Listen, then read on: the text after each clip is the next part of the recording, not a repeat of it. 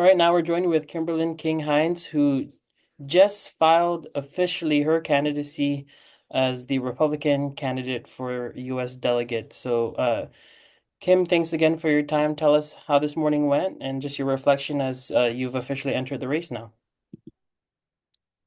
It went well. I was joined by my mom and, my family and close friends. And, I was asked a question about how I felt this morning. And I'm going to be honest, right? When you sign up to apply for this job, as I would like to describe it, you're signing up to help people. And just this past couple of months, man, I've been, going out, knocking on doors, and you get to see the community and these islands from a very different perspective. You're not just hearing about it, but you're actually seeing it by visiting people's homes, right? What their issues are.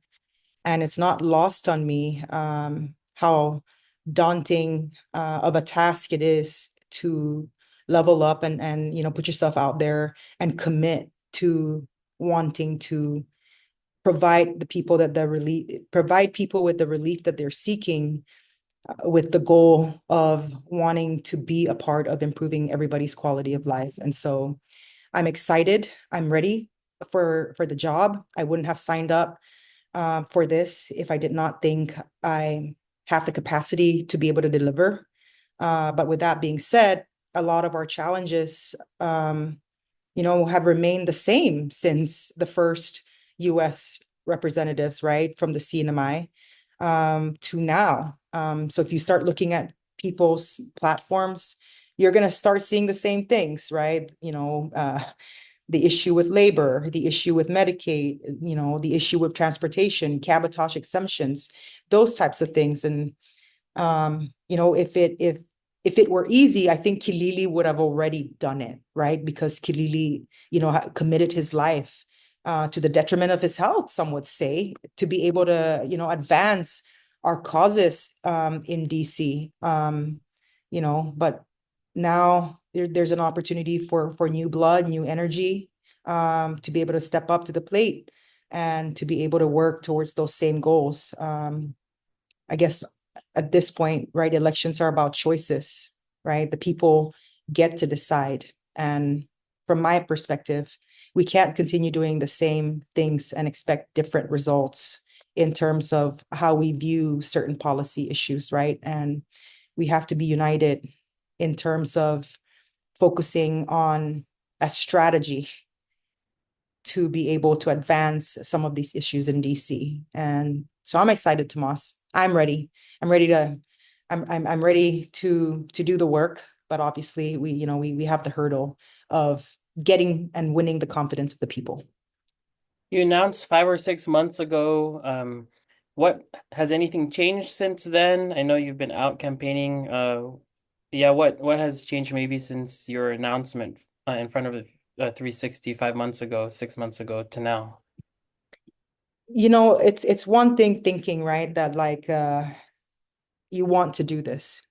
It's a whole other level when you're actually doing it and you're out there talking to people and you're actually just seeing, you know, how people are struggling on a daily basis when you visit these homes, right? What their challenges are, what their living conditions are, what type of relief, you know what I mean, that they hope to get from their government. And I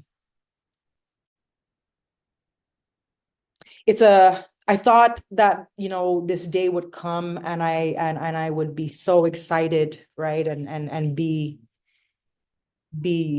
exuberant and super happy.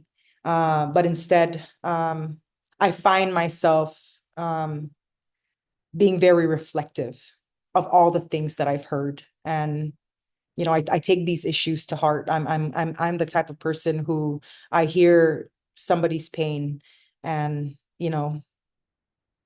it will play over and over and over in my mind. And I'm just going to be focused and obsessed over how I'm going to help That's who I am. And so, that's, I think, the difference, right? Is thinking and then actually being in the know because you're directly having these conversations with the people.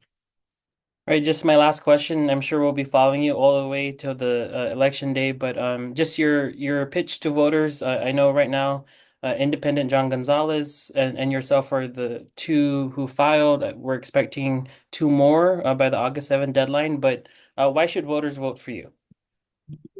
You know, since I've been back, and it seems all my life, you know, I have been committed to public service. And since I've graduated from law school and I've returned back home and I've been living on Saipan this last 10 years, and I have been a practicing attorney, I have committed my life to championing, you know, the different causes, whether in the courtroom fighting for child support or, fighting for for a victim of domestic violence to get that TRO, whether it be fighting against the Department of Defense to stop them from bombing Tininampagan, whether it be championing that CPA gets more money during the divert lease negotiations, whether it be, building a temporary church or standing up for, survivors of sexual assault. I've been there. I've been doing it. And I hope that, my experience and my education and my commitment to the CNMI is reflected in the work that I've done, and that when you go to the ballot, that you take all those into consideration and vote, for somebody who's gonna champion for you, not somebody who says they will, but somebody who's already been doing it. And this is a work that I have been doing. And you know, I hope that it's obviously up to the people, but I hope that the voters out there take all of that into consideration.